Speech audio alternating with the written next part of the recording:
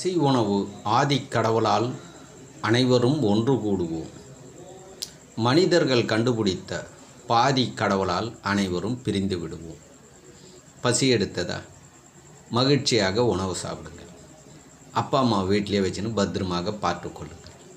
ஆதி தாய் தந்தை இரவு பகல் துணையோடு பசி உணவு மகேந்திரன் துவங்குகின்றேன்.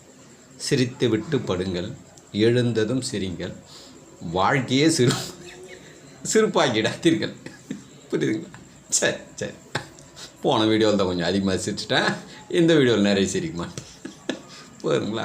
சரி, தலைப்பை மாற்றிடுறேன். ஒரு சில தலைப்பு பேசும்போது சிரிப்பு வந்துடுது, என்ன பண்ணுறது?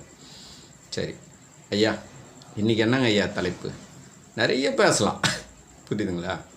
இப்போ நான் இந்த பசி உணவு கடவுள்னு சொல்கிறேன் பாருங்க, நிறைய பேர் எனக்கு அட்வைஸ் பண்ணுவாங்க. அறிவில் முழுமை இல்லாதவங்க அவங்க, புரியுதுங்களா? அப்படியே ரொம்ப ஒருத்தன் எனக்கு ஒன்று பிரபஞ்சம் கொடுத்துக்குதுன்னா, இலவசமாக கொடுத்ததுன்னா அதை இலவசமாக தானே கொடுக்கணும், புரியுதுங்களா? யாருக்கு கொடுக்கணும் யாருக்கு கொடுக்கக்கூடாதுன்னு அதுக்கு துல்லியமாக தெரியும்ல, புரியுதுங்களா? பசியும் உணவும் ஆதிக்கடவுள் சொல்லுன்னு ஒரு அறிவை கொடுத்தது. தமிழர் வேளாண்மை ஞானபிரகாஷ் ஐயாவை எனக்கு கொடுத்தது, புரியுங்களா? எவ்வளோ குருமார்களை பார்த்தேன் நான். லாஸ்ட்டு கிளைமேக்ஸு இவர் தான் எனக்கு வந்து விதைக்குள் பசி இருக்குது, புரியுதுங்களா அப்படின்னு தெளிவு கொடுத்தாரு. அவர்கிட்ட போலன்னா முடிஞ்சிருக்காது. அப்போ அதில் வந்து கடந்து உள்ளே போய் பிரபஞ்சகத்தில் ரெண்டு தாங்க இது, பசி உணவு, அடுத்து தாம்பத்திய வாழ்க்கை. இது ரெண்டும் எங்கேருந்து கிடைக்குதுன்னா பிரபஞ்சகத்திலிருந்து தான் நமக்கு கிடைக்குது. அங்கேருந்து தான் நம்ம அறிஞ்சோம் எல்லாமே. அது போக போக நடத்தலாம், புரியுதுங்களா? கொஞ்சம் கொஞ்சமாக நடத்தலாம், ரொம்ப பாடம் நடத்துறதில்ல, புரியுதுங்களா? இதை வந்து நம்ம வந்து ஆழ்ந்து சிந்திக்கணும்.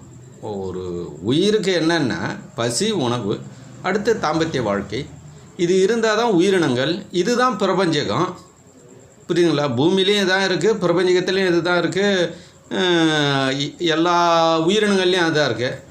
அதை விட்டுட்டு இவங்க ஒன்று புதுசாக கண்டுபிடிச்சிட்டு இதுதான் இவங்க தான் சொல்லிக்கணும். 800 கோடி பேரும் கேட்டுக்க மாட்டாங்க. கிழக்கக்கிற ஆசிரமத்தில் கிழக்கரம் கேட்டுக்குவாங்க, மேற்கத்தில் மேற்கு, வடக்கத்தில் வடக்கு, தெற்கத்தில் தெற்கு. ஆனால் இவங்க எல்லாரும் ஒன்று சேர முடியாது. ஒன்று சேர்றது உண்மையில் மட்டும் ஒன்று சேருவாங்க. எது என்றால் பசியும் உணவும் ஆதிநிலை. ஆழ்ந்து சிந்திங்க.